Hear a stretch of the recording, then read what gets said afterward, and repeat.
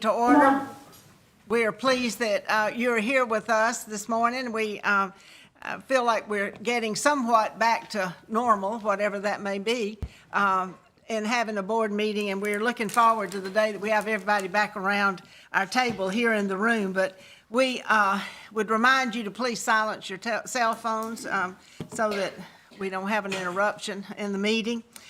This board meeting is live streamed via teleconference, and we always are pleased to have people join us via teleconference. I'm Rosemary Altman. I'm chairwoman of the Mississippi Board of Education, and I am present in the boardroom at the Mississippi Department of Education. The meeting of the board is being held today, Thursday, February 17th, 2022 at 10 a.m. via teleconference and video means pursuant to Mississippi Code annotated section 25415. I will know that when I leave here. We've said that so many times. I never knew what that was till I got on this board. Notice of this meeting was posted in accordance with the state law and included the time, the date, the place, and the purpose of the meeting, and identified the location of the meeting so as to be available to the public. Minutes of this meeting will be recorded, and the meeting is also being live streamed. Dr. Carrie Wright is present here in the boardroom at the Mississippi Department of Education to participate in the meeting. We do have a quorum, some in the boardroom and some via the live stream. As I call the names of the board members, please state your location, just the city where you are. You don't have to give your address. Dr. Wendy Barrett. President Biloxi. Okay, Dr. Angela Bass. President in Jackson, Mississippi. Okay, Mr. Glenn East. Present in the boardroom in Jackson. Okay, Dr. Karen Elam. Dr. Elam, you're on mute. I think we don't hear you.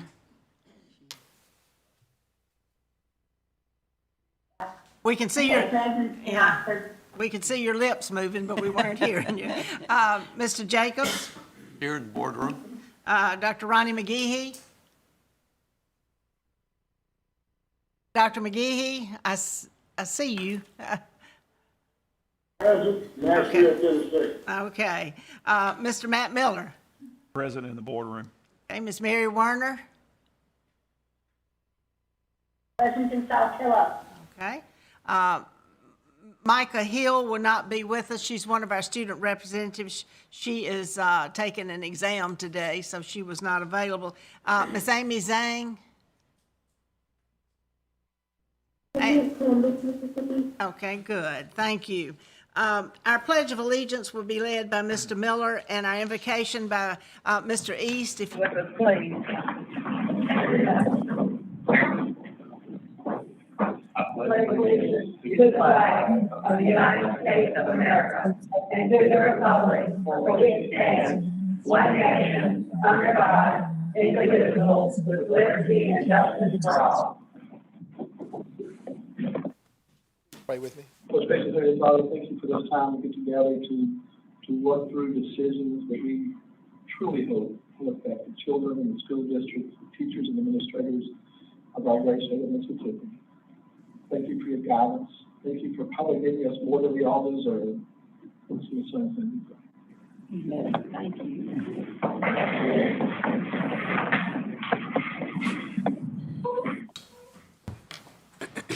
Our first item for action is approval of the minutes of the January 16, 2022 board meeting. Do we have a motion to approve the minutes as presented to you? Mr. Jacobs, a motion. Do we have a second? Second. Mr. Miller? Anybody? Second. Okay. Any questions on those? All in favor? Those, raise your hand, please, so I can see you people. Aye. People, okay. All right. Motion carries. The next item is approval of the agenda. Are there any items, any additions or deletions to the agenda? If so, we'll hear those now. Hearing none. The consent agenda. Are there any items on the consent agenda that you would like pulled out for discussion?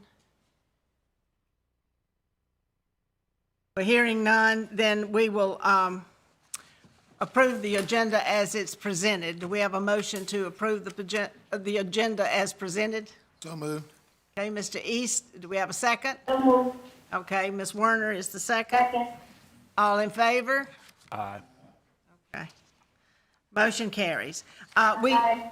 Okay, thank you. We do have a recognition ceremony today. We were saying this is the first one we've had in 2 years, so maybe the first one some of the board members have had. That's true. So I'm turning this over to, Jean Cook. yeah. Good morning, Ms. Altman, Yeah. Dr. Wright, board members. Today, we are recognizing the 2021 Mississippi History Teacher of the Year, Stephen White. Mr. White, please join Ms. Altman and Dr. Wright at the front of the room.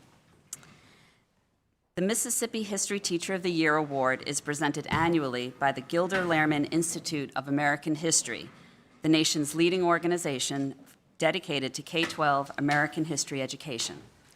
The award recognizes one exceptional American history teacher from each state.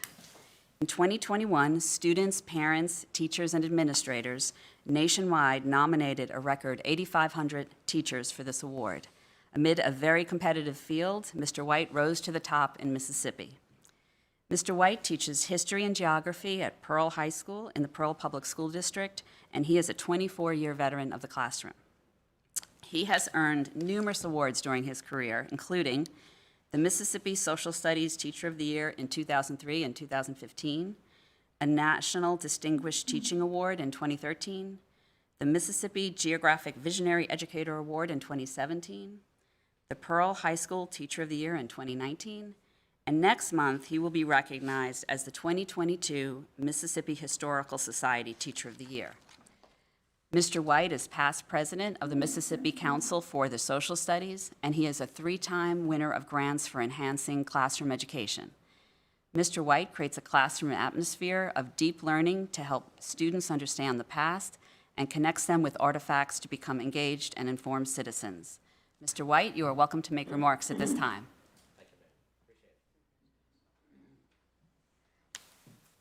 And please take one of the microphones off the table so that everyone watching can hear. Can I pull it? Yep. Thank you. Go ahead, I'll hold this. Okay. Thank you, Madam Chairman, Superintendent Wright, and board members, and MDE staff present here today for your warm welcome and your greetings. Let me start by thanking Gilder Lehrman Institute of American History for their selection and confidence in my regular service for this prestigious honor. They are by far the largest social studies professional educator organization in the nation, and my students have benefited from a wealth of their resources, and I've used a whole plethora of those in my classroom over the 24 years.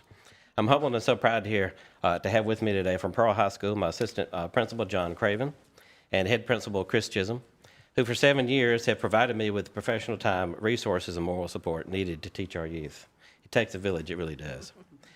Pearl School Board, administration, and teachers are committed to working together for advancing student knowledge in our state and the global community, because we want to send our kids out there to be those effective citizens for tomorrow. I also want to extend greetings to my former superintendent, Mr. Mike Kent, who's with us today. I've worked for, and of course from afar, Dr. Rhonda McGehee, who I see on the board there. My goal as a teacher always will be to inspire citizens to become the effective citizens of tomorrow, and so we can embrace the richness of history and carry that forward, because truly our kids for the future are going to be the future policymakers and the leaders of tomorrow. Of course, in the classroom, I'm going to quote Denver Broncos former coach, Dan Reeves, never let him see you sweat. And after 2 years of all this, to get back to this, it's a blessing. My lesson in part that I'm being honored for is part of the Great Depression, Mississippi's survival in that Great Depression with the New Deal programs. One of my cousins is here today. We are grandchildren of grandparents who grew up in the Piney Woods, and we're some of the first to go to college. She's got beyond college experience, and I've got some master's hours. But we take with us the richness of that history, and we carry on. And I want my kids to do the same thing in the classroom. So basically, in a nutshell, that's it. I appreciate it so very much. Congratulations.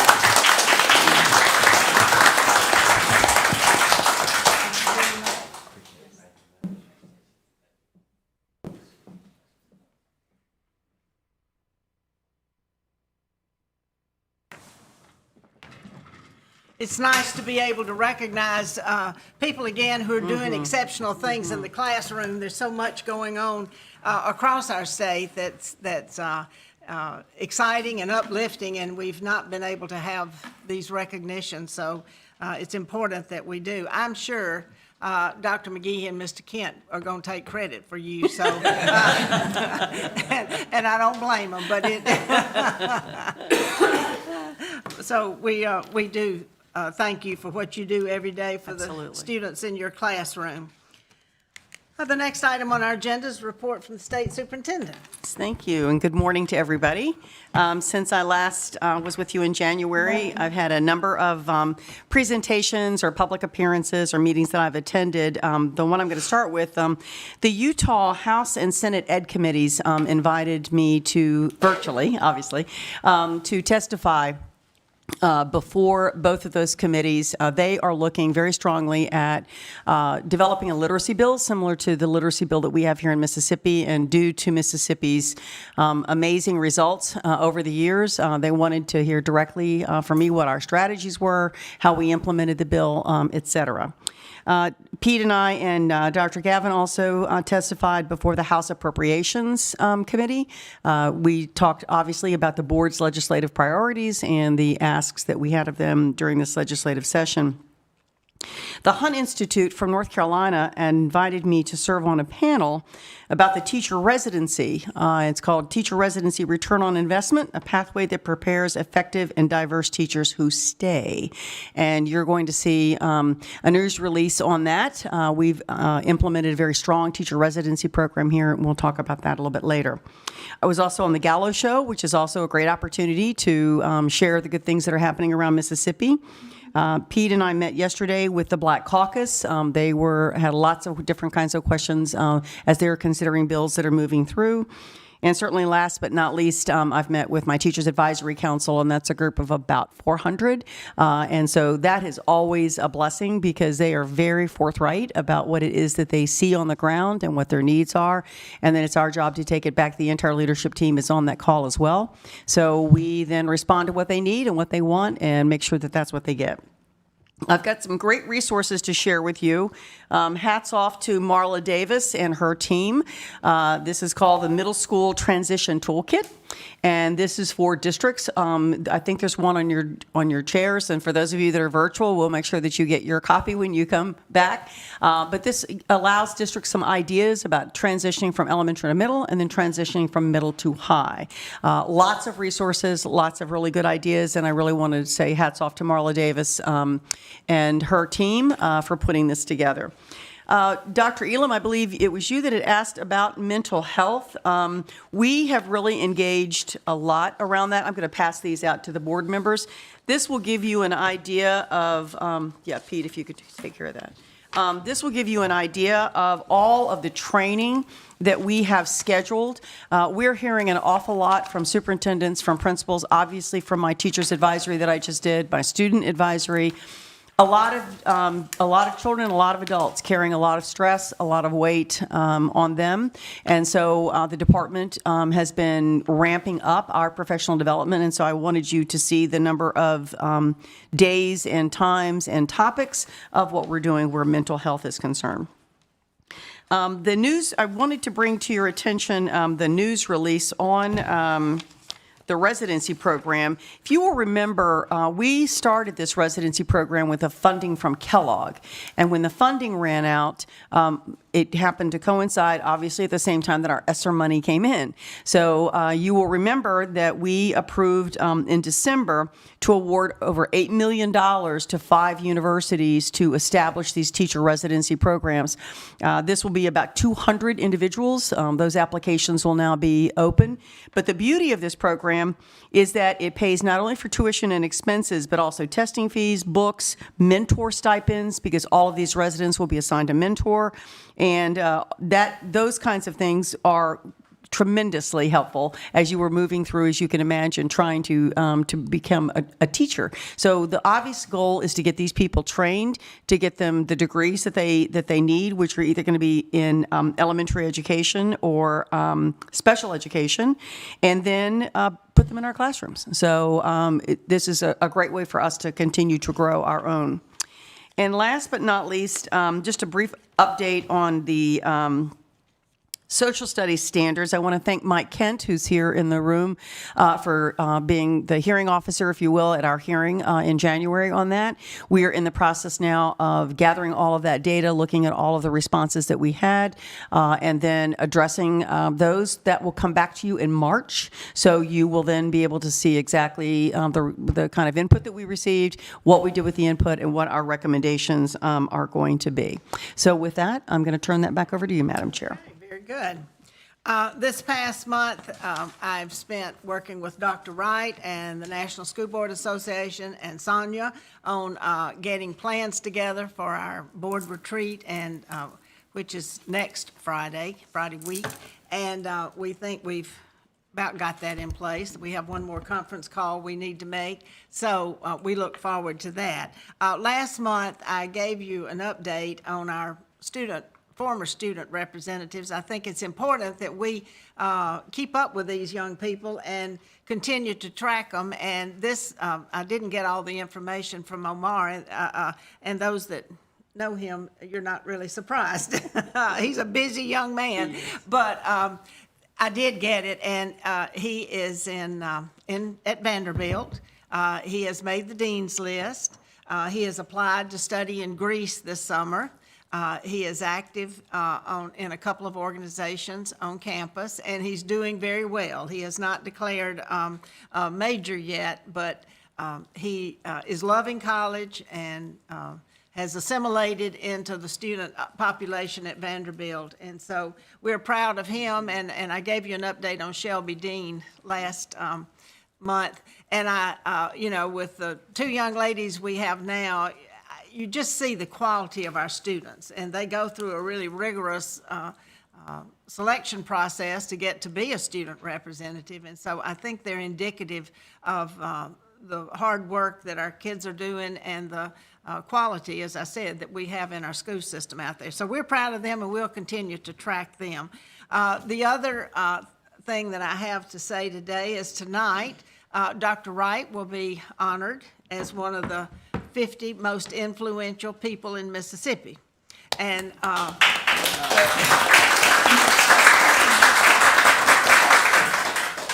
kind of happen to think she's probably the most influential, but she has to share it with 49 other people, obviously. But anyway, we're very proud of that. I told her the other day, I truly, and I'm honest when I say this, Dr. Wright has changed the trajectory of education in Mississippi. And we are proud of that, and we're honored to be able to work with her, and she certainly deserves this nice honor. There'll be a reception and a program tonight here, and so we look forward to seeing that, and proud that you're being recognized for the work that you've done in our state. So, thanks. And with that, Amy Zhang, we are ready for your report. There you go. Okay. I'm going to be talking about Dr. Wright's Student Advisory Council that met earlier this month. We first covered a PowerPoint presentation, and then after that, we split into 4 different work groups. And that's similar to what we did last year. So the PowerPoint had slides on ACT preparation, career academies, life skills, civil rights education, mental health training and support, special education, bullying and LGBTQ safety, educator diversity, and sex education. Dr. Wright was unfortunately out sick and couldn't attend the meeting, but MDE experts Wendy Clemens, Dr. Amarita Tell, Joe Goff, Dr. Courtney Van Cleve, and Scott Clements stepped in to help present.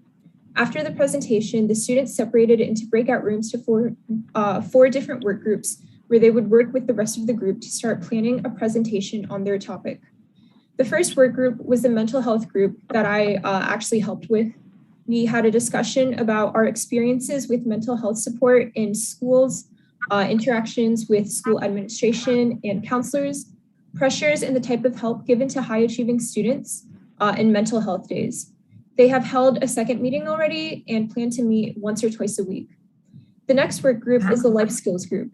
They plan to cover skills such as culinary skills, home maintenance, automotive, basic electrical skills, social skills and public speaking, managing business, gun safety, mental health, and critical thinking. They are currently assigning people to every topic, and they've started researching and working on their slides already.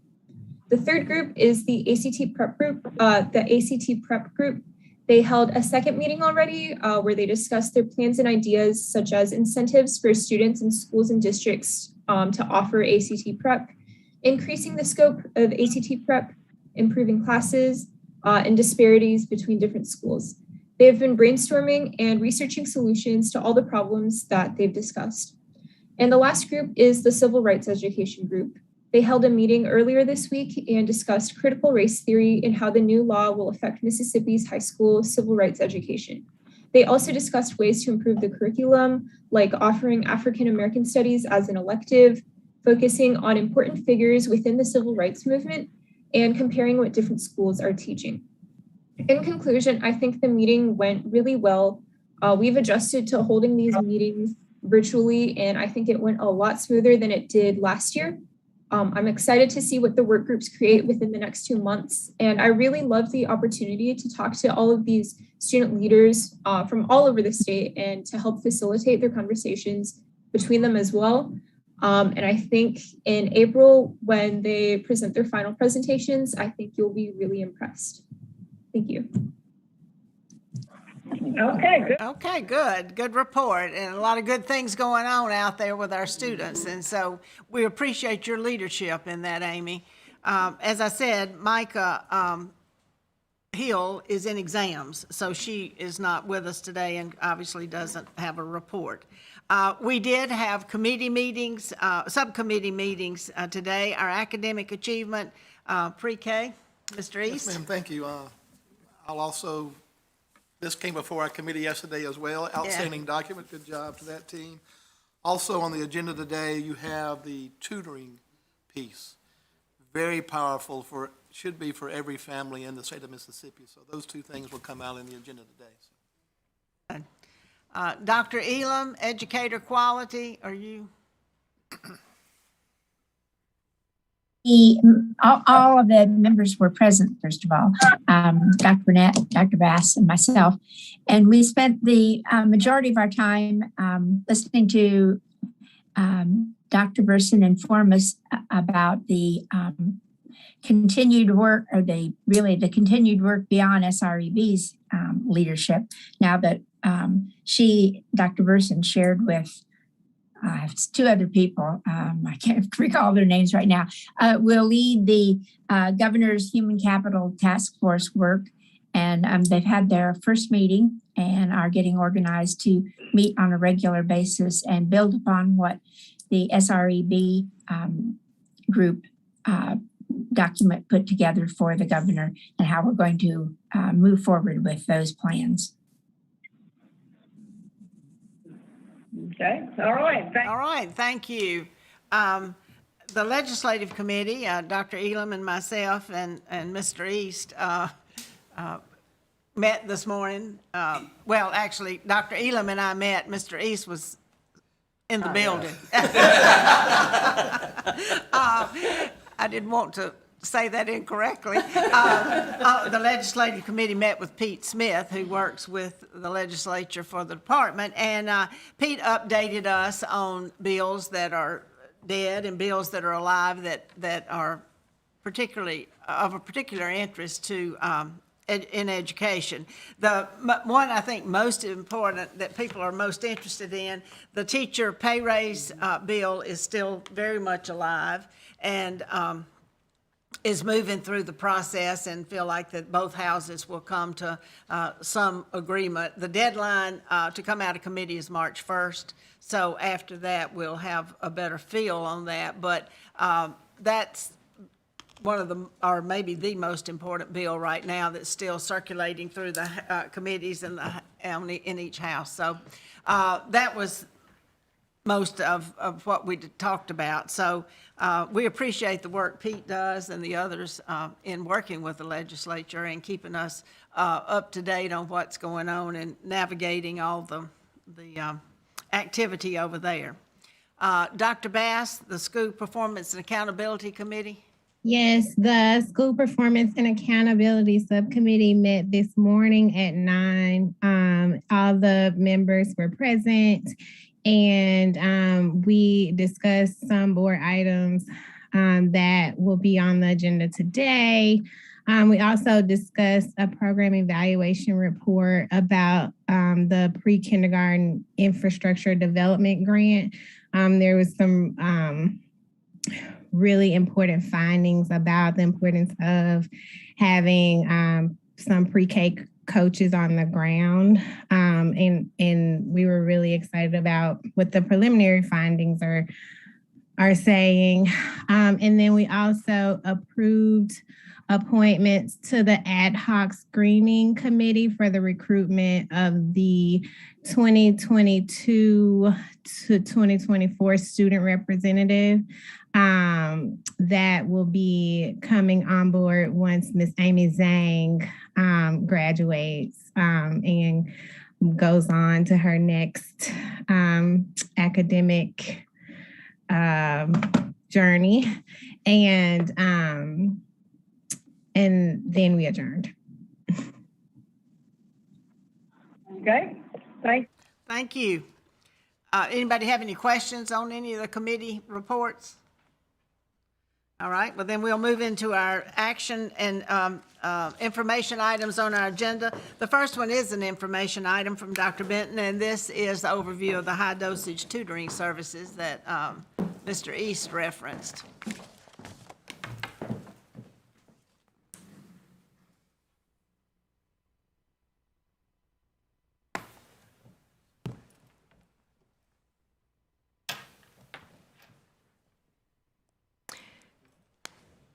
Here we go. Okay, we're ready whenever you all are. Yes, Waiting to get ma'am. things. Good All right. morning, Ms. Altman, Dr. Wright, and members of the board. This morning, Dr. Marla Davis and I will provide a high-level overview of the new high-dosage tutoring initiative that, pending board approval this morning, will provide services, tutorial services, for approximately 350,000 students across our state in grades 3 through 12 in the areas of mathematics and English language arts.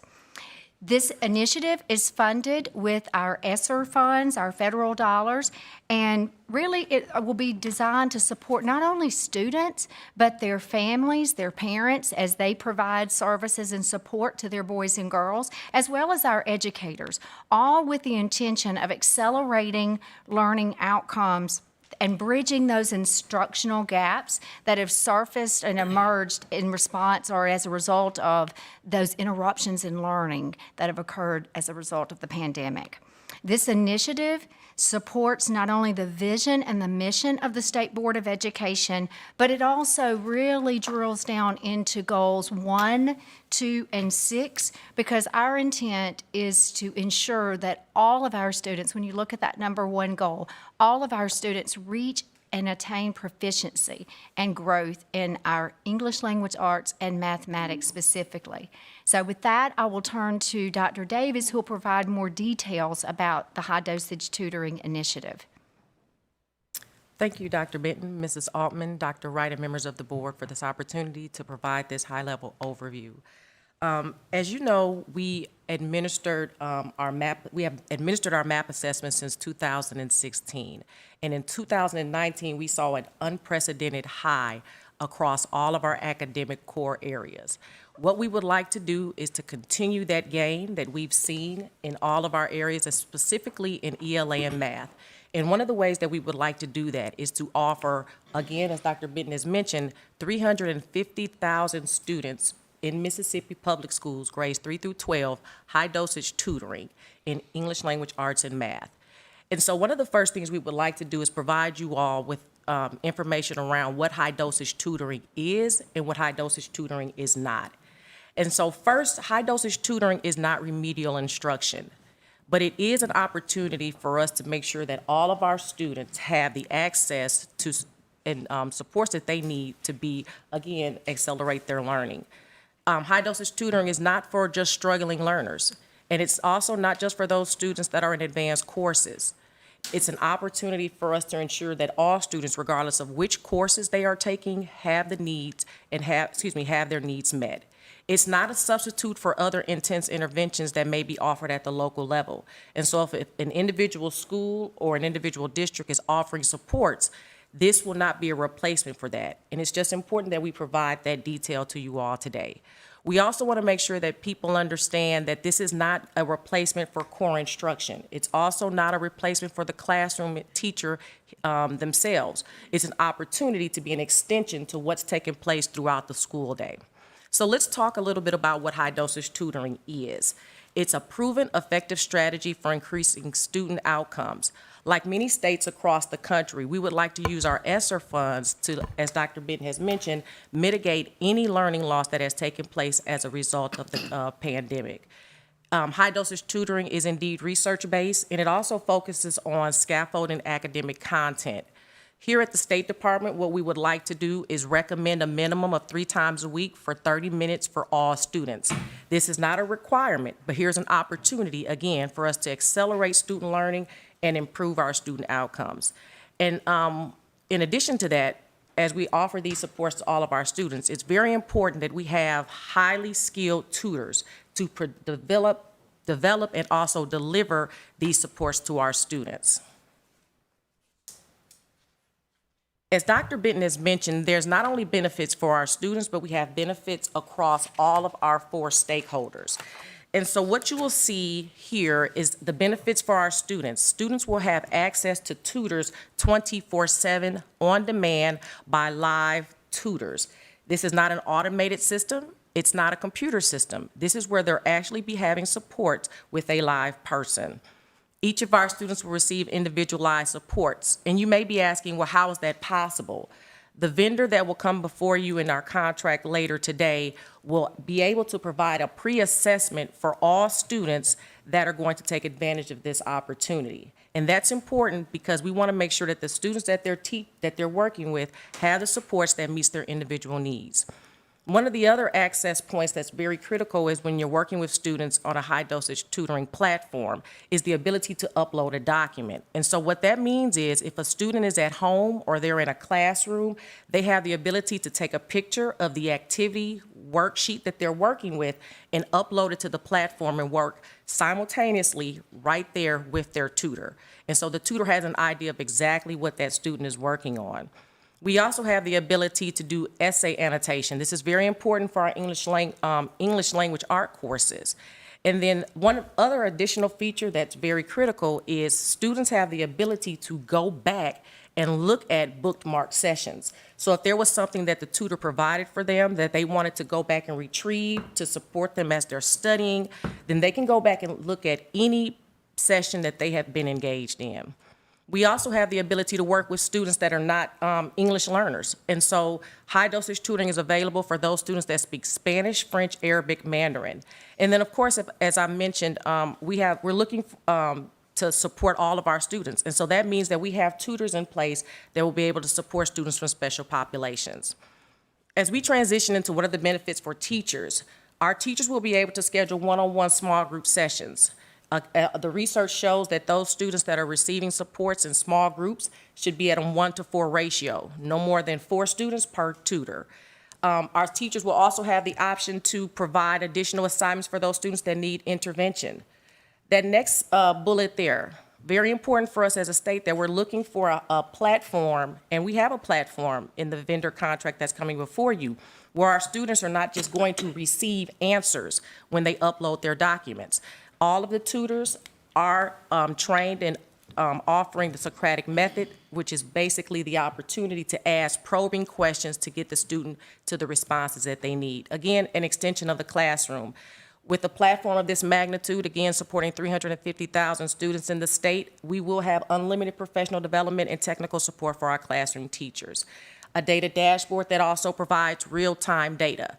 This is a really great opportunity to look at those students that are in need of supports in your bottom 25%, and for those students that could possibly benefit from enrichment. This is a value add for our parents. This will be of no cost to any parent in grades 3 through 12. In addition to that, it's in a safe environment. So that means that all of our tutors are trained for working with students. In addition to that, there will not be camera access. And so parents do not have to worry about if the camera is accessing their home during any of the tutorial sessions. One of the things I also wanted to mention that we shared with Dr. East during our subcommittee meeting is parents have the ability to also schedule tutoring outside of the school day. And so they can set a schedule at home that once their children do arrive at home, there's an opportunity for them to work with their tutors that way as well. Connectivity is within approximately 15 seconds. That's the wonderful thing about having, again, this vast amount of tutoring available to all of our students.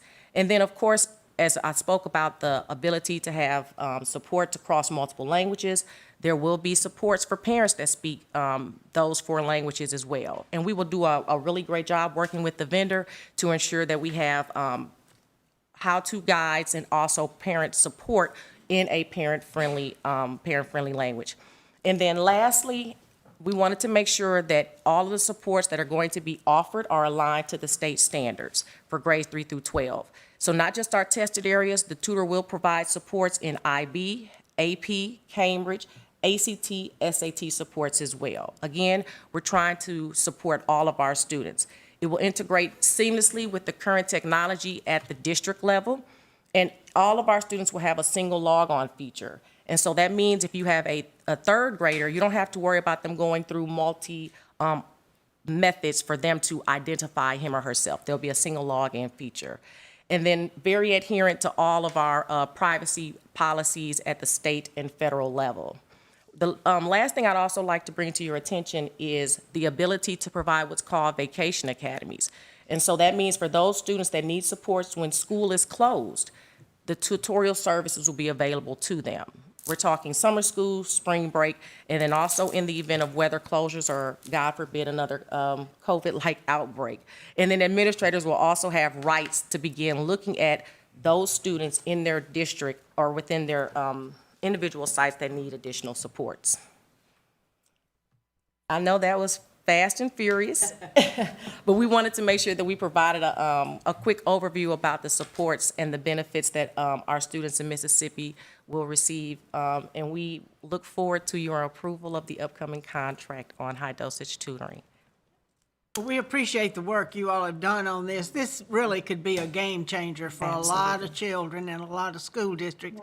I don't want to put you on the spot, Mr. East, but I recall one time early on, you told how many different languages and dialects were spoken in the Gulfport schools. There you go. They're all there. Yeah, and so we forget that sometimes, that not everybody's native language is English. And so being able to help those students who come from other countries or whose parents don't speak English at home, this can be really a life changer for them. Any comments or questions from those of you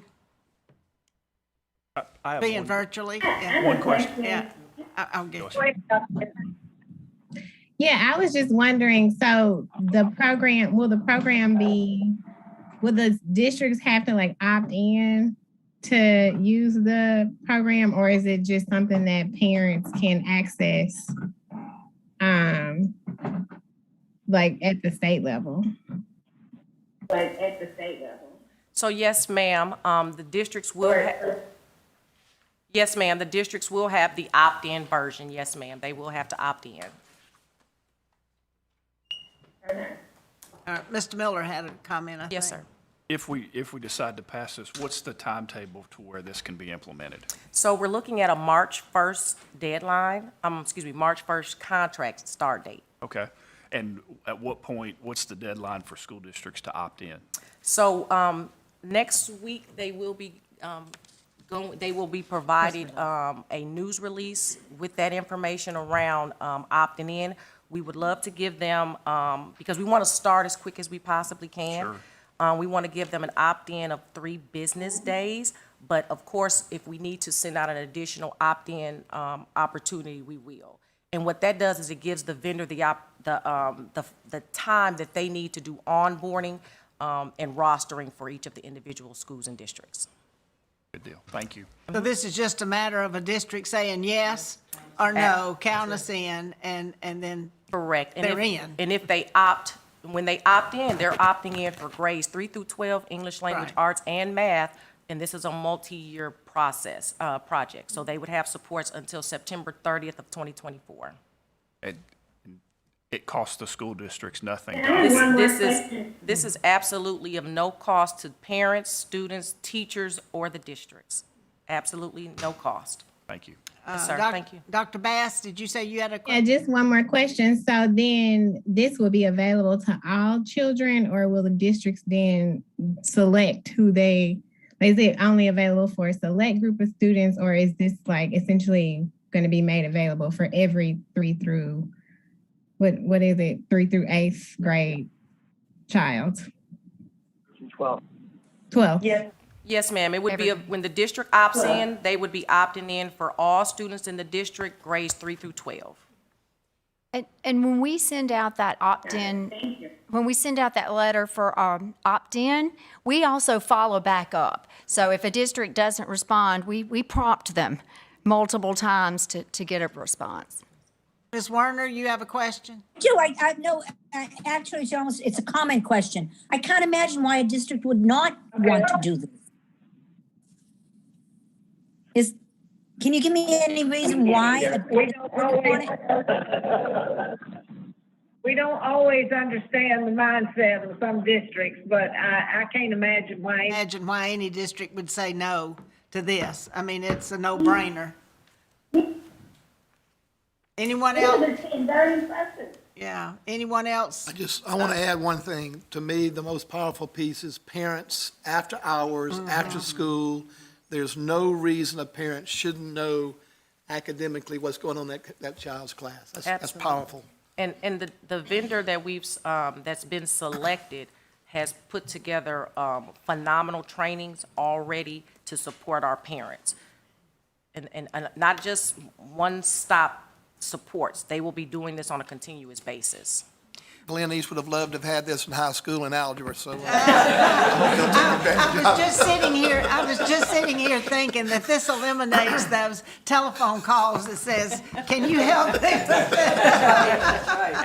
So at 24/7 at 3 in the morning on Saturday night, I can call somebody? Absolutely. And the beautiful thing is you will, even if you need support for 5 minutes or 5 hours, the tutor will not disconnect the student. And that's definitely a value add for this type of investment. You know, they've collected data, to your point, and they have found that the older students, the average time of them really wanting to log on is between 9 and 12 at night, after they've come in, sports, homework, whatever. Yeah.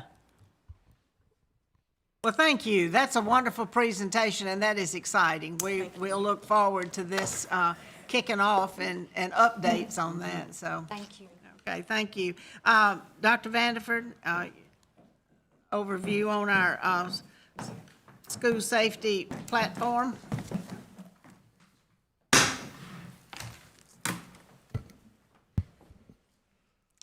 Good morning. I'll go ahead and get started go while ahead. Ms. Matthews is getting us set up. But this is a very brief overview of the project that's outlined in the item that Dr. Gavin will present, item 5C, for a health and school safety platform.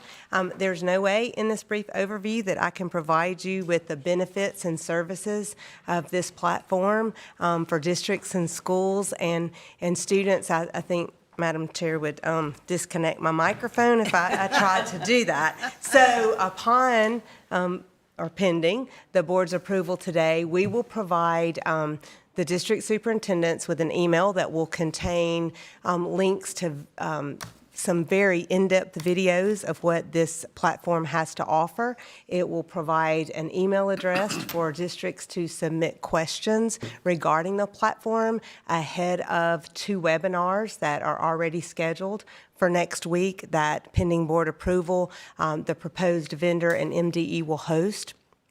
for districts, and then we'll have a deadline of Friday, the 25th at 5:00 p.m. for districts to opt in. So I agree with Ms. Warner's comment on the previous board item. We just cannot imagine why a district would not opt in to one of the opportunities that they will have through this.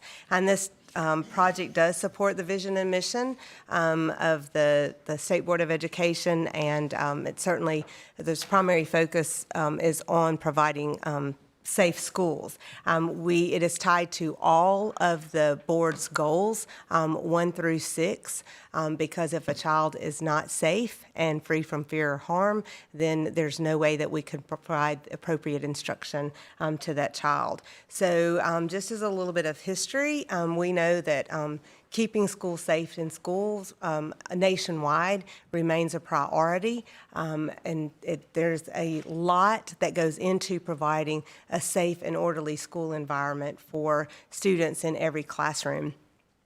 And security is actually defined as a process that complements, as I stated earlier, that educational process, the instructional process. So many of you will recall the work around the School Safety Act of 2019. There was a governor's task force that led to the development of the School Safety Act that had various components, from the mental health component to the school safety component, and that we've worked very close with the Department of Health, the Department of Public Safety around a communication plan since 2019, all tied to the School Safety Act. We have had a number of stakeholders that have remained engaged. We still refer to them as the School Safety Task Force across the state. And so we have been working for a number of years to get to the point to where we are today to provide this offer to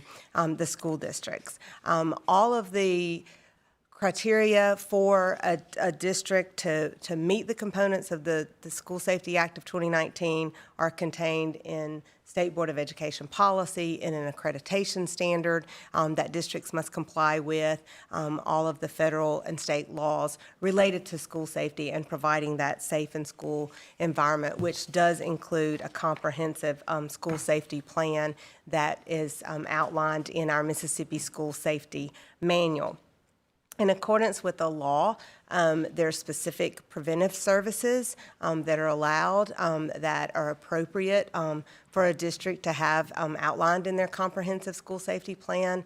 The first being metal detectors, and then the video surveillance cameras and the communication equipment that can monitor classrooms, the buildings, school grounds, and even buses. And then the crisis management and the teams and action plans that benefit that. So currently in our school safety manual, we have outlined the components that you see on the screen, and we've always had the response to an epidemic or a pandemic included in that comprehensive school safety plan, along with the fire drills and bomb threats and tornado drills, et cetera, that you see that are required there. We are in the process, and we've had some great recommendations from those that have remained engaged working in school safety on behalf of the students in the state, and in conversation about strengthening even some of the components that we have currently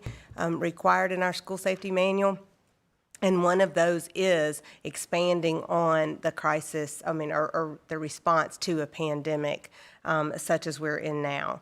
And then which would tie into that safe return to school and those components around meeting all of the Department of Education, the Center for Disease Control, and Department of Health guidance would be included in that.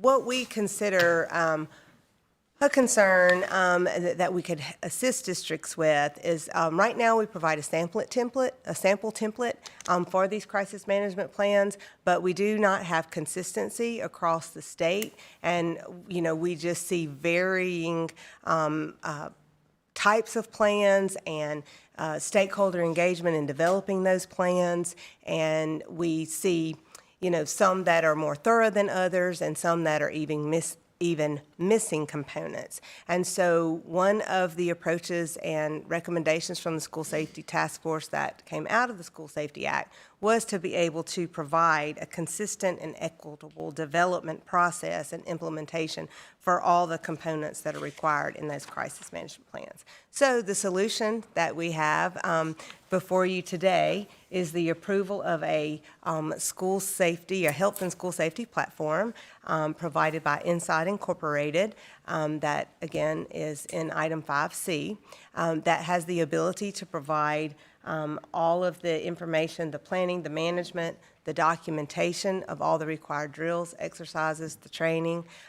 We are offering a crowd detection component that provides the alerts with the cameras and with the geographical locations, and Brian's going to follow up with some of that shortly. And then it will be able to report to districts and monitor for all. It will be able to monitor and then report to MDE.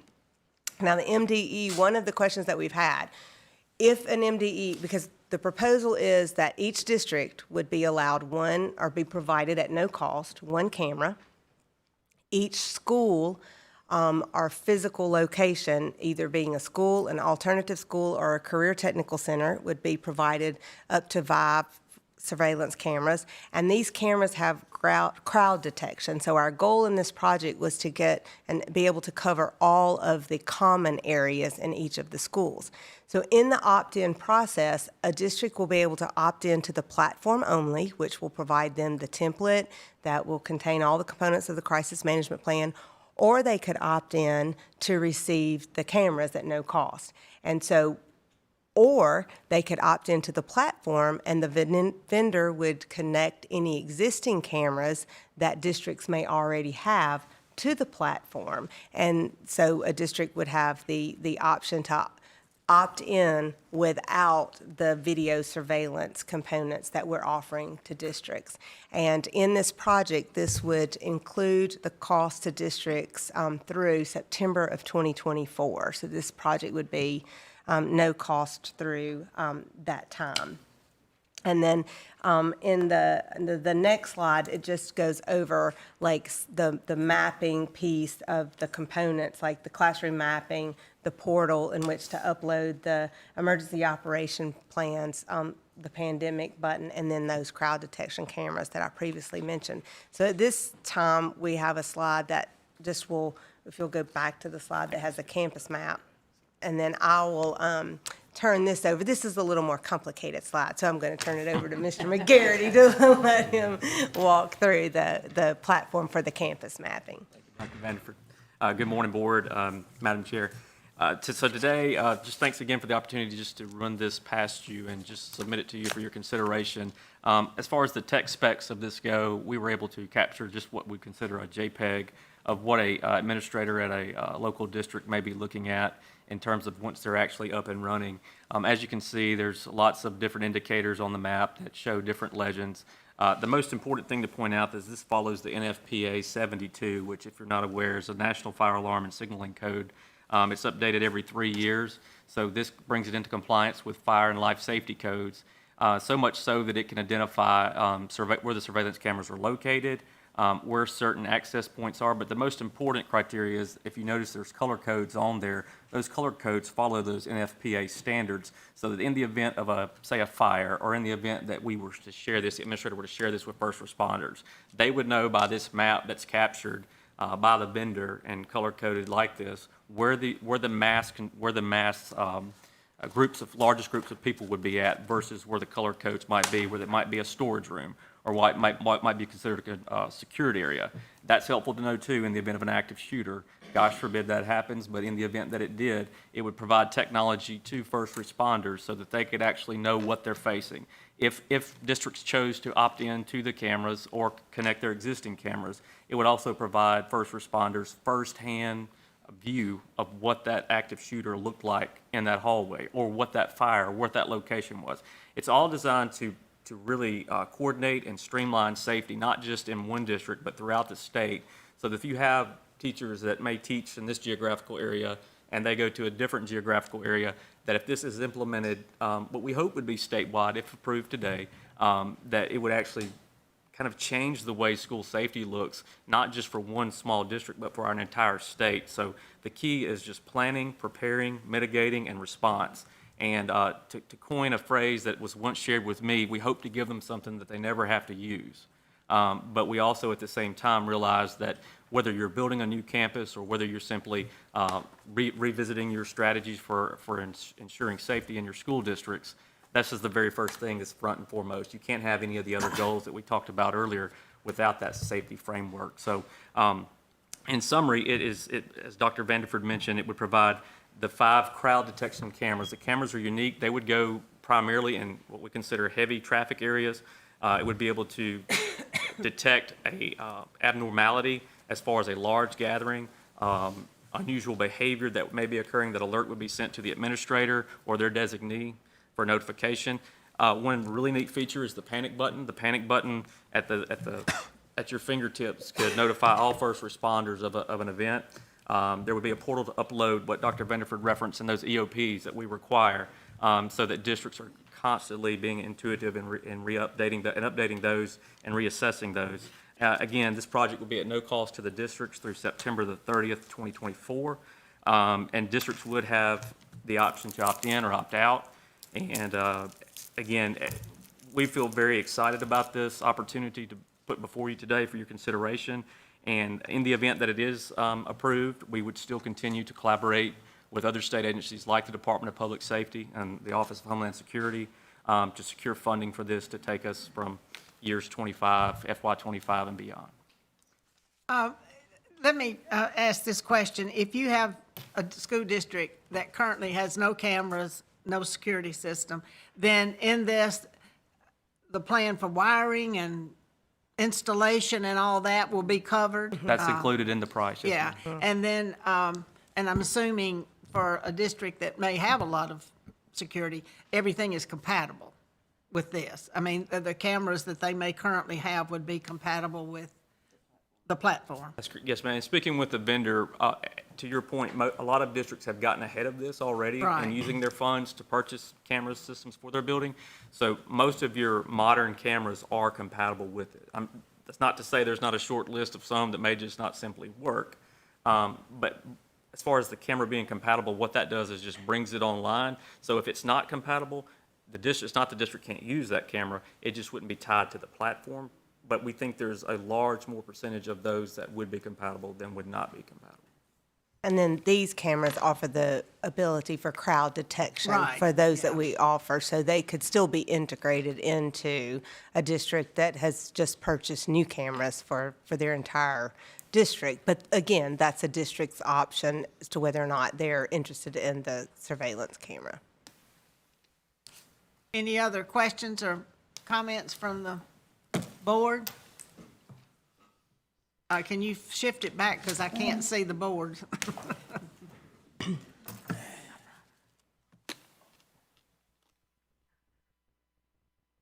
That may be a good thing. Okay, any of you have questions or comments? Okay, well, hearing none, did somebody have a comment? I can't. Okay, thank you all.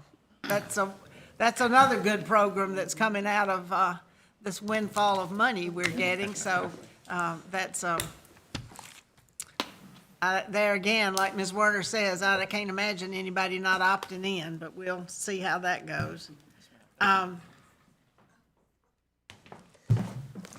Dr. Vanford, you're up again for graduation. All right. Rates. So item number 3. We're on 3, yes. Information. Is our annual report to the board regarding the 2022 graduation rates for the state, the district, and the school level. So if you had an opportunity to look through your mounds of documentation that was provided for you, we have provided various reports that for district and school level. data. So Alan has a presentation that's going to, as we always do, provide the board an historical overview. We're happy to report that once again, we're continuing on our trajectory of having a higher graduation rate. And so I'm going to turn it over to Alan so that he can provide an overview. So this report will look familiar. The formatting is similar to the years we've done the years past recently. We have to report graduation rates to the federal department this time of year, so this is why they come this time of year to you. So as you know, this is graduation rates are specifically identified in the strategic plan goals. Goal number 2, every student graduates from high school and is ready for college and career. So we use, in Mississippi, it's codified in Mississippi Code, graduation and dropout rates are calculated using the federally defined 4-year adjusted cohort method. So our graduation rates that we calculate and report are consistent with, are consistent at the state and federal level. We use a completion status for students that complete with 4 years after entering a cohort window that begins at the beginning of grade 9. And these students are the ones that entered in 17-18 school year and graduated this past spring. So there's these are the different statuses that students can have when we get to the end of a cohort, a 4-year cohort.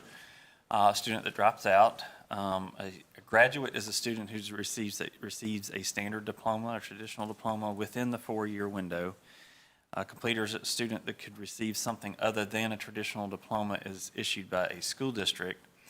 Still enrolled is a student that continues on into the 5th year. They have to be enrolled at the beginning of month 1 in the 5th year to be considered still enrolled.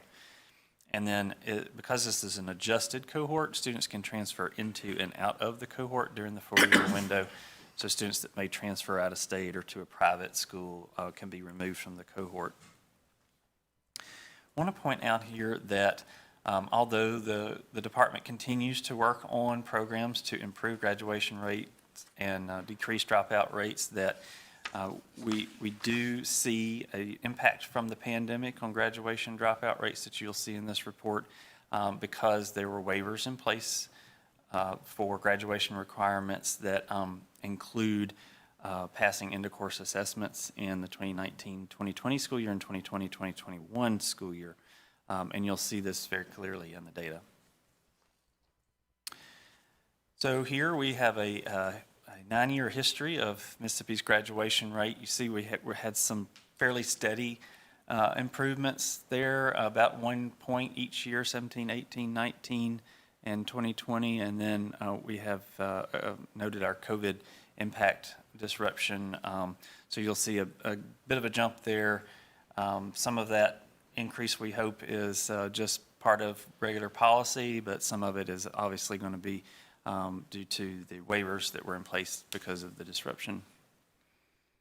So this year, our new rate is 88.4%. And this one reflects the declining dropout rate. So our new dropout rate at 8.5%. So there's a few tables that I have in this presentation that will echo what is in the very lengthy report that you have. So this one covers the subgroups at the state level. We also have in the report an attachment for subgroup graduation and dropout rates, graduation rates for districts. So these are the primary subgroups that are reported in federal reporting and will be reported thusly. So graduation rates and dropout rates by subgroup. One that we focus on is our graduation trend for students with disabilities. So you can see the increase in graduation rates.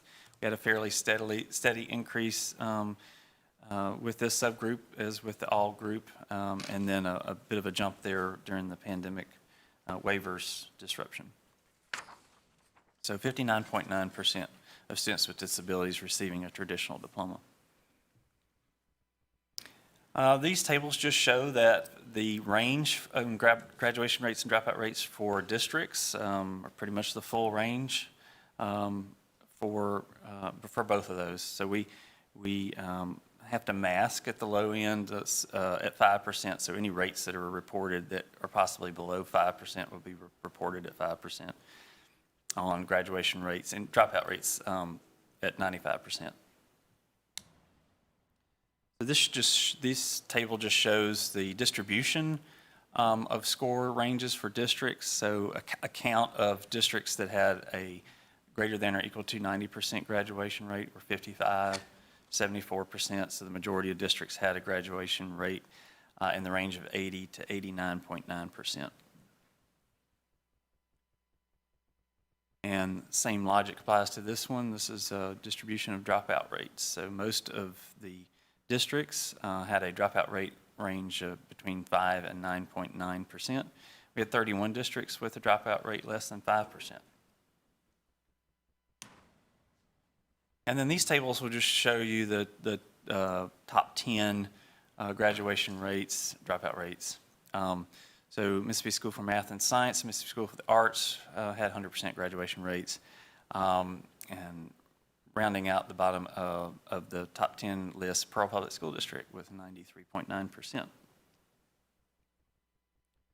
Lowest dropout rates, Mississippi Schools for the Blind and Deaf, Corinth, Mississippi School for Math and Science, Mississippi School for the Arts all had 0 dropout rates. And rounding out the top 10, Forest County School District with 3.3% dropout rate. Then we also do tables for the lower performing districts. Oakley Youth Development Center is in there. It's not under the purview of the department, but it contributes to our state graduation dropout rates. But Amite County School District at 71.4%, so that would be our lowest graduation rate. And then rounding out the bottom 10, Tate County School District at 79% graduation rate. And then our highest dropout rates. So Hazelhurst City School District, 23% dropout rate. Franklin County, 17.3%.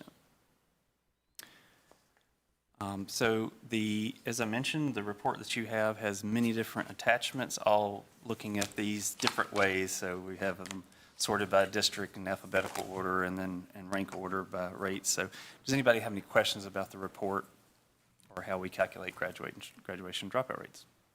I have a question. Dr. Elam? Mary Warner, I have a question. Oh, is that Dr., who is? Mary. Oh, Mary, Ms. Warner, I'm sorry. Go ahead. With all of those different counties and areas, are they concentrated in different parts of the state? I mean, I realized that with the dropout rate, I didn't recognize any of from northern Mississippi, my area. Is there like the Delta area or the southern area that has the highest concentration?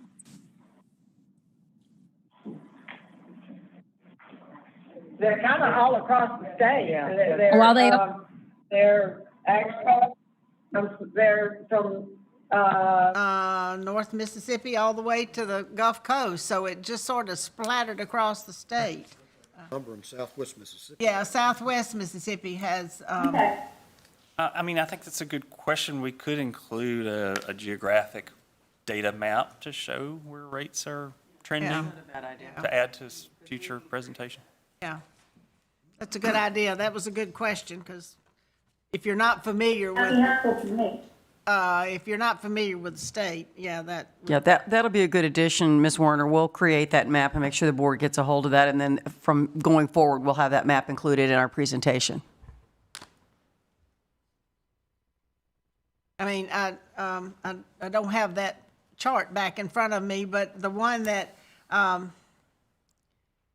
I noticed that had like 24% dropout rate. I mean, that's a fourth of the, that's 1 in 4 children. That's a high percentage. Major intervention needs there. Well, thank you. That's, anybody else have any questions or comments on that? Thank you. We'll give you one more chart to create, Alan. You're good at those. Leslie's gonna say, that's his favorite thing to do. That's right up his alley, isn't it? Okay, we're at, Oh, that's fine. Glad to do it. we are on item 4, which is an action item, and this is to begin the APA process regarding the statewide accountability standards. Thank you. So item 4 is asking or seeking approval to begin the APA process to revise the business rules of the Mississippi Statewide Accountability System, and specifically Section 25 around college and career readiness, Section 9 for acceleration, Section 7 for the lowest performing students, and Section 3 for the in-count minimums. Now, these are minor modifications to the business rules that were approved by the Accountability Task Force prior to the pandemic. So these are just clarifications and additions that have been needed that we have not brought before the board until now. They were previously approved by the Commission on School Accreditation, and they granted approval to submit to the state board to begin the APA process. We're going to, walk through these individually for you. In our subcommittee meeting, Dr. Bass said that she had spent several hours doing research to understand, which goes back to when Dr. Wright looked at the backup. She's like, this is such a technical document. This is not designed for the layperson. But I asked Dr. Bass in the future to please give us a call and let us walk her through that so that she doesn't have to spend hours in research. But I think Alan will outline and explain these in more detail if you have any questions. But I want to be clear that this is not any of the changes or proposed business rules modifications that may come to the state board for approval for the calculation of the 22 results. So this is only those that have been previously approved by the Accountability Task Force. Okay, so these are pretty technical in nature, so I'll do my best to try to explain them and the intent behind them. So you may recall that we had a new alternate assessment that was developed for MAP shortly before the pandemic. And as part of that process, we went through standard setting. We established a scale for the assessment and established ways to measure growth for MAP A, dividing up into the 8 growth levels. But what we did not get done before the pandemic was how we would identify those students for the lowest performing growth component of accountability. What's important is that we ensure that we're including students that take the alternate assessment in all accountability measures. Not only is that the right thing to do, but it's also federally required. So we've got a couple of business rules here to address the fact that this tends to be a very low count of students. It's 1% of the student population. Most schools have 4 or fewer students with a that are considered SCD, significant cognitive disability, that take MAP A. So this first rule change here addresses the fact that we need to have an exclusion for that minimum in count for these students. So when we're identifying students for the lowest performing subgroup, that's one of our accountability components, that we don't have a minimum in count for this particular student population. So that's what 3.2.3 accomplishes. And I'll just step through these.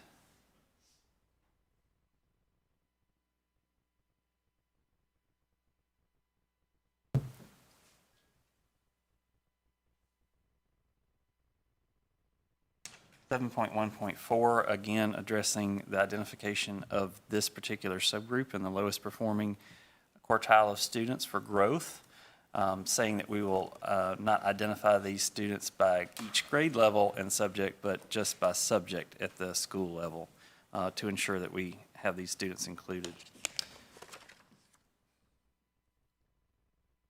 7.4, a different looking at a similar issue, how we identify the lowest performing students for growth, but at a different group of students. So one of the feedback that we received was that for students that take Algebra 1 in grade 8 or grade 7, they have a different prior assessment score for growth calculations than do the majority of students that take Algebra 1 in the ninth grade.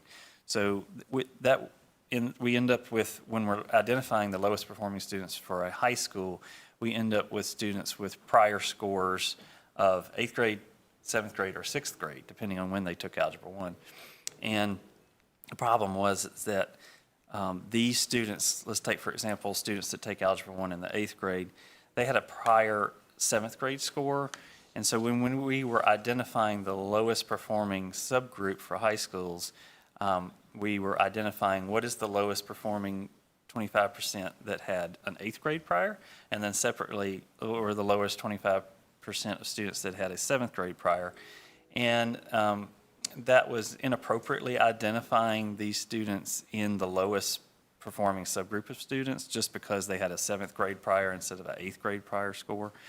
And so we got, as I said, this was feedback from districts, and there was a tendency or hesitation to test students in Algebra 1 earlier in 8th grade because of this, because it was impacting accountability calculations, and we don't want to do that anytime we find that in policy. We want to remove those hurdles. Certainly, we want to do what's best for students.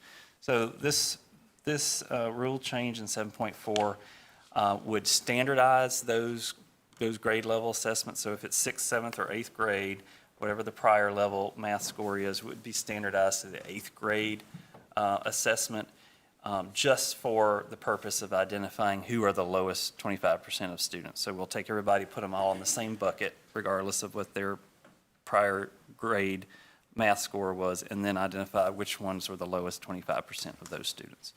So that's the way we work to fix that problem.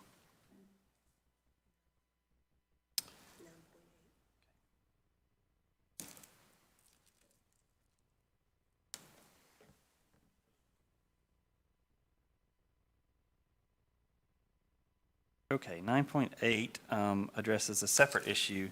This looks at the acceleration component. There was a concern that students were participating in acceleration in the spring of their senior year.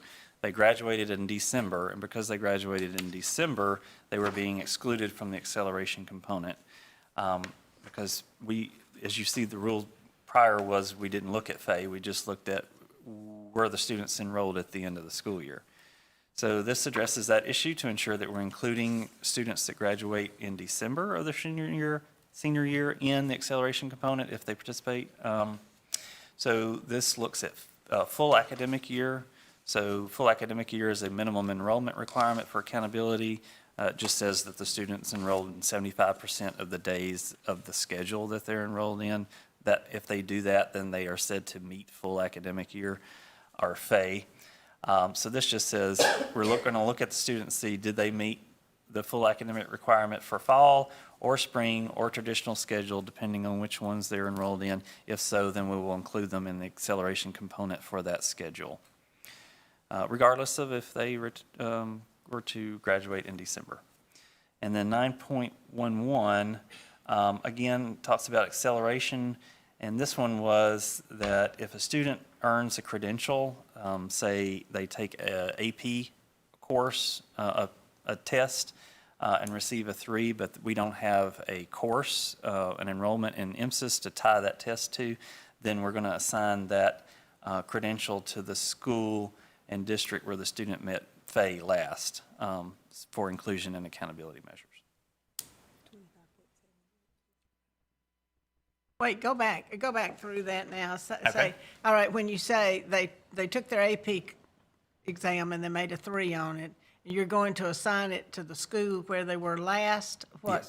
Yes, So, where they last met full academic year. Okay. If there's no course tied to it. And the question here was, students can earn a credential and it not necessarily be tied to a course. So then the question was, well, who gets credit for that? Who gets credit? Okay.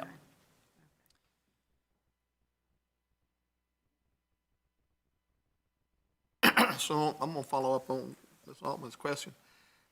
If a student makes a credential in school A, transfers to school B, who gets the credit? If school B was the full academic year? School B. If they have, let's see, if they have a credential that's not tied to a course,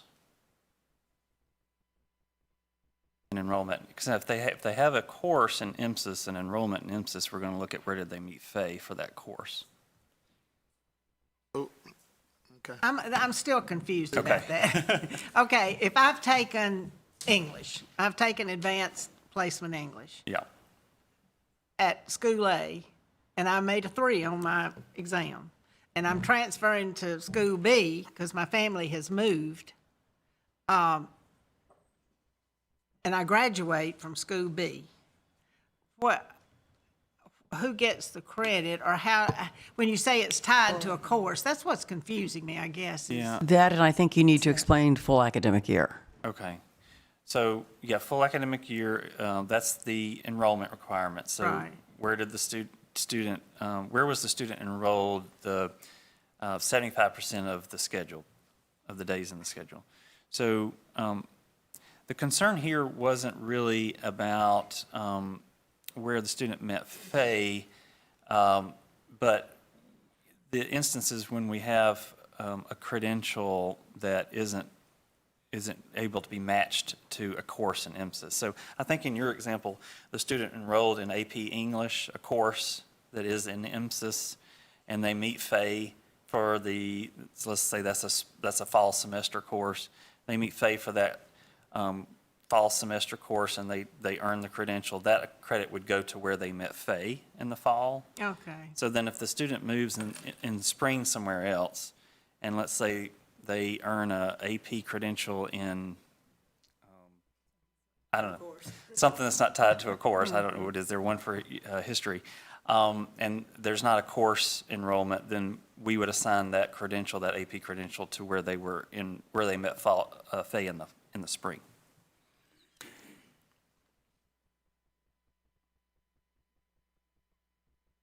Okay. Are you still confused? And the reason why we end up with these match, where we can't match a credential to a course in MSIS, is we get the data directly from AP. So the student could have taken the AP exam at, I guess, a community college outside of enrollment in school. Yeah. APA will point out any issues we have on this, so I think we're good. That's exactly why we go to APA. That's exactly right. So everybody gets to look at it. That's Yeah. So I'll hold my questions till after all that comes back. A lot of folks smarter than I am on that. Okay, and then the last one that I have, this is mainly to clarify what our intentions were with ACT Work Key certifications. So we want to collect data on ACT Work Key certifications in the same way we do for ACT sub-scores in math and English and reading.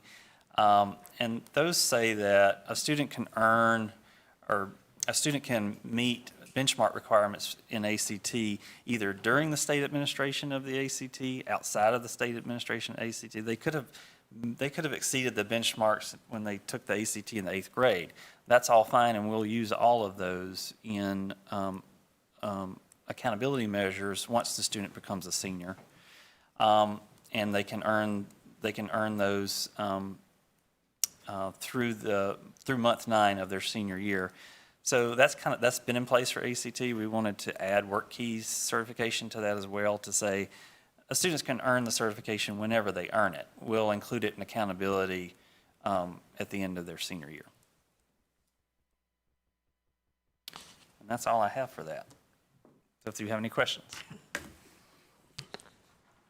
Now you know why I said it was as dry as it was. Well, you ought to sit in on those accountability task force meetings. I might as well be in a Hebrew meeting. Any of the board have any questions or comments? Dr. Barrett? The Work Keys test is a great asset for students who are planning to go into the career field.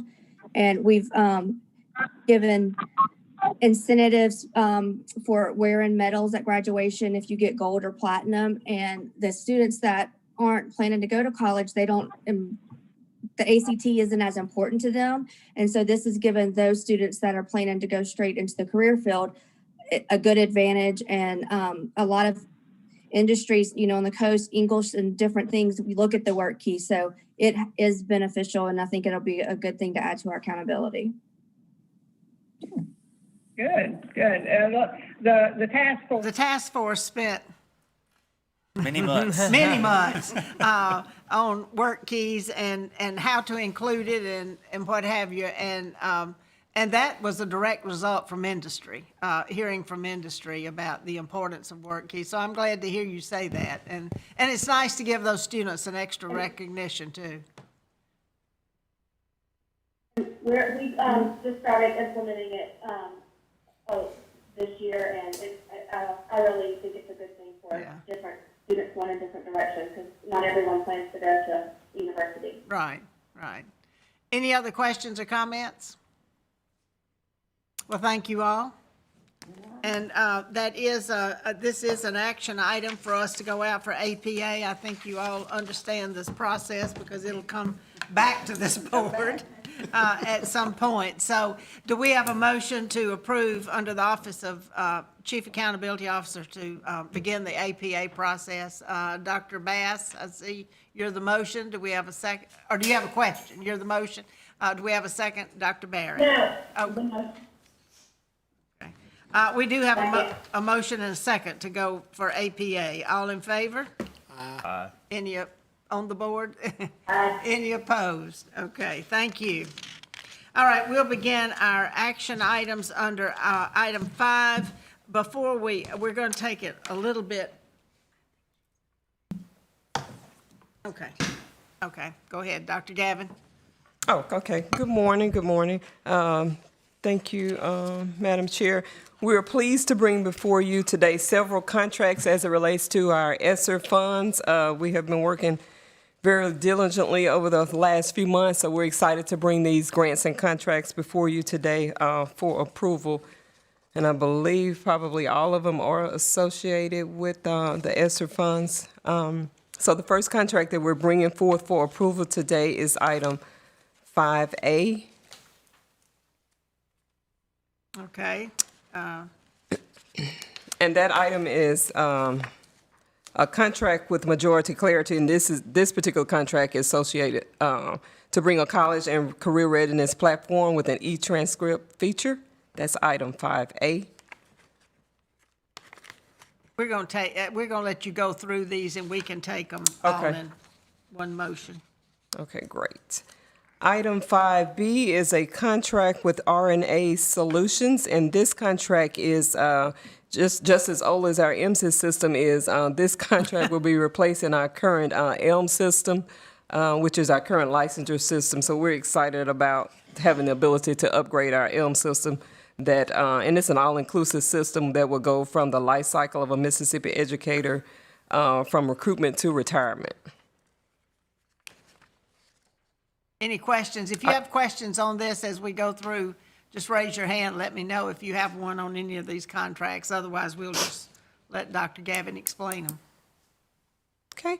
Item C, we're seeking approval for a contract with Insight, and this is the contract that Dr. Vanderford and Mr. McGarity presented earlier. This is the school safety platform contract, and it is, you see the amount, and most of these contracts, when you see not to exceed, because they do have the opt-in option, so the final cost will be based on how many districts actually opt in, but it is a not to exceed amount listed here.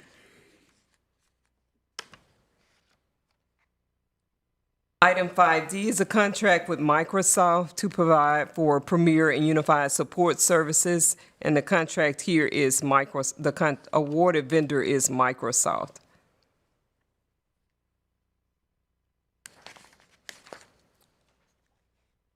Item 5E, it's another OTSS contract associated partly with our MSIS upgrade, and it's a contract with CDW Government to provide Microsoft Windows Azure subscriptions.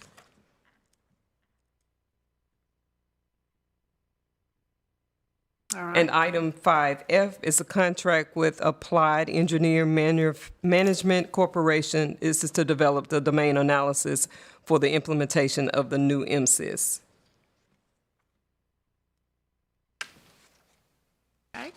Item 5G, it's a contract with Grade Slam, DBA paper, and this is the presentation for high dosage tutoring that you heard from Dr. Davis and Dr. Benton.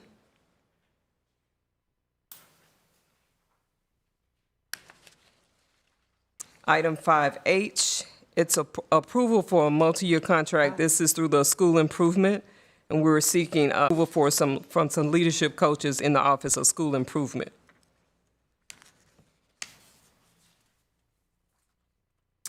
And item 5I, it's an emergency contract with Teaching Lab to provide mathematics instructional coaching services. We brought this contract to the board last month, and we're asking that the board, I believe Mrs. Altman has communicated board, they had a technical error that they say we made in our solicitation. It was a minor technical error, so they approved the contract, but they approved it as an emergency contract. Emergency contract versus going through the regular RFP process. We brought it to the board last month as a regular contract, and you approved it as a regular contract. But because PPRB was not going to approve it as it was because there was a minor technical error, we did not attach a link to the funds. We did not have the time to go back out and start the solicitation process over. So the Public Procurement Review Board approved it, but they approved it as an emergency. And the reason they had to approve it, they approved because it is a 3-year contract, and they only approve contracts as an emergency on a 1-year basis, and typically they approve it after the fact. But because we were asking them to waive the 1-year requirement and give us a 3-year extension on the contract, that's why we had to present it to them as an emergency item. Yeah, you recall that discussion we had some months back about all that. Well, I'm sorry. It is state funds, but Okay. we're asking for Teaching Lab. I'm sorry. Yeah, we need the funds expended by the end of this year, June 30th. It is state funds, my mistake. Okay. But it expires June the 30th, so we still would not have time to go back out for another solicitation and be able to utilize the funds by June of this year. Yeah, I was thinking there was a deadline there that we were trying to meet on funding. Thank you. Okay, so do we need to take I first by itself and rescind that, and then, okay, then, yeah. Wait, 3A. From the January 16th. Oh, okay, yeah, okay. Based on what Dr. Gavin has told you about this, then the item was item 3A in the January board meeting. And we need to rescind that action and then take action on item I today. So I need a motion to rescind the action that we took in January related to this item as a regular contract, and then come back and approve or affirm what PRB's done. So is that as clear as mud? Make a motion. Okay, Ms. Werner makes a motion. I'll make the motion that we. Okay, to rescind. We have a I'll make a second? motion. Okay, we got you. Do we have a second on the motion to rescind the? Okay, we have, Dr. Elam has seconded. This is to rescind the item that we did in January. So we have a motion and a second. All in favor? Aye? Okay. Aye. All right, there we go. Okay, any opposed? Okay, that motion carries then. So we will now take a motion to approve items A through I as they are presented today, knowing that I is being changed to an emergency contract that, as Dr. Gavin has explained. So do we have a motion to approve all the items presented, A through I, on number 5? Dr. Elam and Dr. Bass. It's a second, okay. We have Dr. Elam and Dr. Bass. All in favor? Aye. Raise your hand. Aye. All right, motion. Any opposed? I think it carries unanimously. Thank you. Okay. Thank you. That was pretty. Go ahead. Ms. Altman? Yes, Dr. Elam. I'd like to make a comment. I think that's being done at MDE. I'm sure it took a lot of staff effort and certainly Dr. Wright's leadership to accomplish all these contracts in a short period of time, that we could use all, or at least the vast majority of our ESSER funding.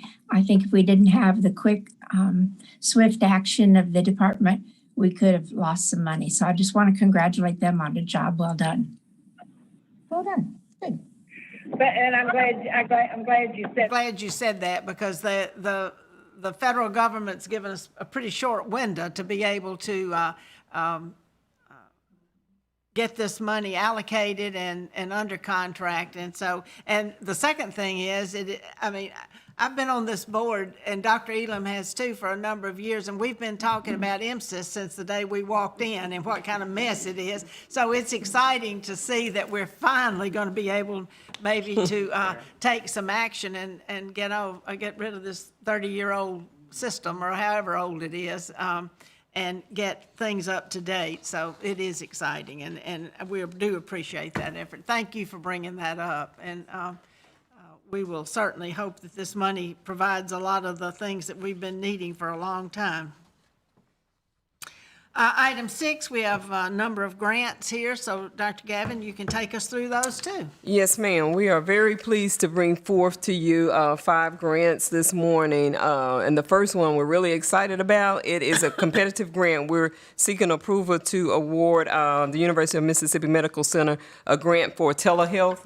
And this too is an item that our students across the state of Mississippi will benefit from, and it will include providing telehealth services to our students. And basically every district, if you have a school nurse, will be able to participate in this program. And I think we only have maybe 4 or 5 districts that don't have a school nurse. So we're excited about this project. Students will be able to access telehealth services during the day, and even during the summer, they will have some access to these services as well. And this grant does include the equipment as well as the services for our school districts that will opt in to participate. And this will go through September 30th of 2024. When we were having our follow-up conversation with the awarded vendor, they said this is something that other states have started, but it has taken them up to 5 years to actually implement the program. So we're excited to be able to bring this to the board to be able to implement over the next 6 months, because they plan to roll out the first school districts at the beginning of the next school year. This is where a parent and a student can actually be in a nurse's office and talk to a doctor. Isn't that what this is about? That's correct. Yes. Okay, good. All right. 6B. All right, item 6B, it is to award Learn More grants. This is actually part of our requirements for our ARP funds. So you can see the backup on which grantees were selected for this particular grant as well. Item 6C is to award competitive grants for the McKinney-Vento Education for Homeless Children and Youth program. So we were able to award all of our participants that applied for this particular grant as well. Item 6D is to award high-quality instructional material to, I think we have 18 districts that we're awarding this grant to, and it is for high-quality instructional material to these particular districts. Okay, and then our last one is to award grants to 2 grants for early childhood educator and resident services. All right, do any of you board members have a question on any of these before we call for a motion? Okay, do I have a motion to approve item 6, A, B, C, D, and E to award these grants? So moved. Okay, we have a motion. Is there a second? So moved. Okay, Dr. Elam. Second. Okay, any other comments? Okay, all in favor of awarding these grants under the Office of Chief of Operations? Raise your hand so I can see you. Okay, all right, any opposed? Okay, thank you. Motion carries. Thank you.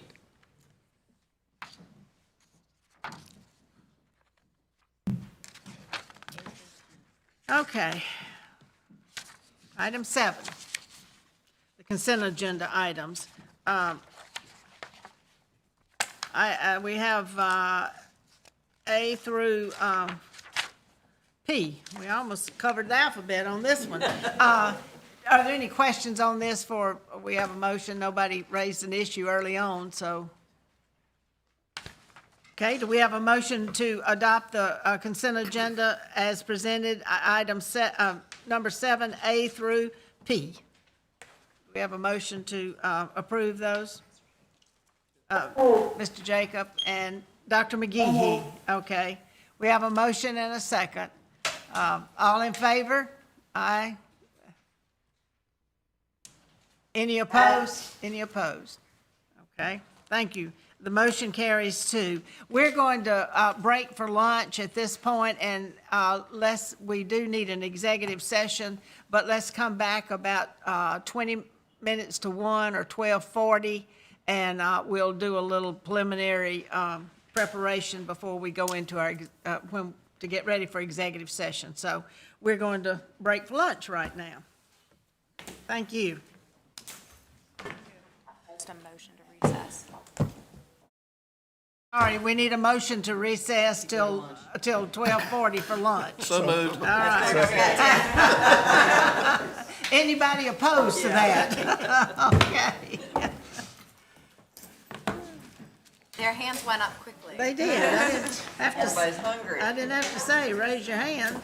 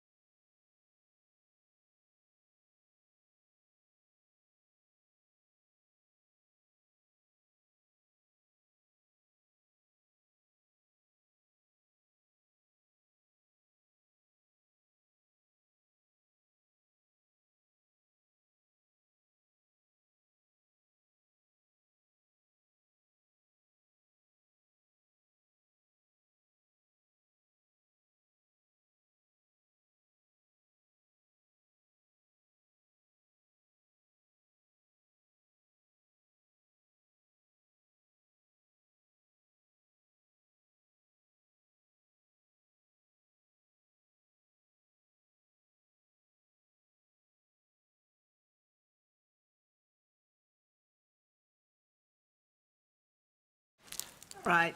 Let's call our meeting back to order, please. I think we have everyone reconvened.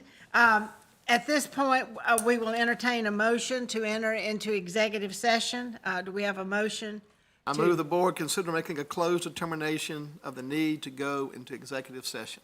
Okay, we do have a motion. Is there a second? Mr. Miller seconds it. All in favor?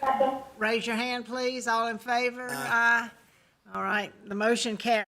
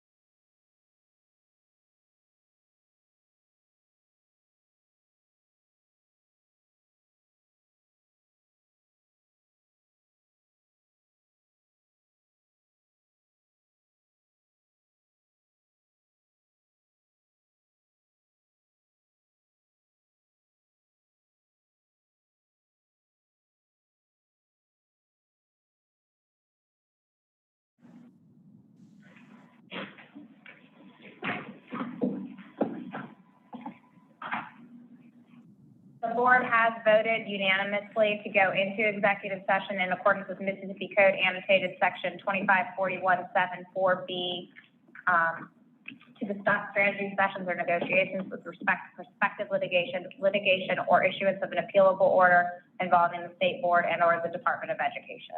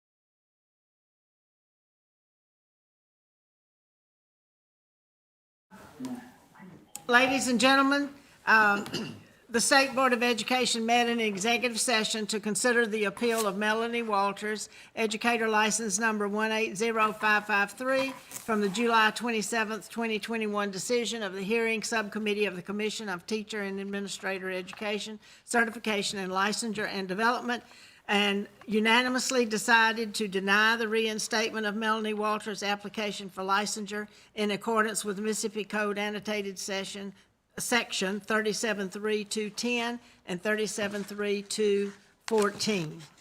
Pursuant to the Mississippi Code annotated section 37.3.210 and state board policy, the State Board of Education has three options when considering such appeal from a decision of the commission. The board may either affirm the decision of the commission, reverse the decision of the commission, or remand it back to the commission with instructions. The decision of the commission's hearing subcommittee cannot be disturbed on appeal if supported by substantial evidence that it was not arbitrary or capricious, was within the authority of the commission, and did not violate some statutory or constitutional right. It is the decision of the State Board of Education to affirm the decision of the commission hearing subcommittee. This, as I said, is in accordance with Mississippi Code annotated section 37.3.216. The aggrieved party by the decision of the State Board of Education may appeal to the Chancery Court of the First Judicial District of Hinds County, Mississippi, within 30 days after notification of the action of the State Board is mailed or served. Otherwise, the decision of the State Board of Education is final, and the order of the State Board of Education will be considered a public record. All right.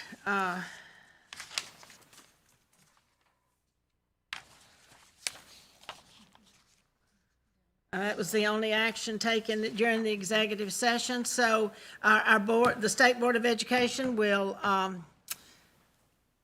attend a training session in association with the National School Board Association on February the 25th, 2022, starting at 9 a.m. This will be in a conference room at the Butler Snow Building in Ridgeland. The March 17th, 2022 board meeting will be held in Jackson at the Central High School building starting at 10 a.m. Does anyone need permission to attend any out-of-state meetings? If not, I will entertain a motion. We adjourn. So moved, Madam Chairman. Mr. Jacobs is the second. All in favor of adjourning, raise your hands. Okay. Thank you all. We appreciate it. We will see you next Friday week.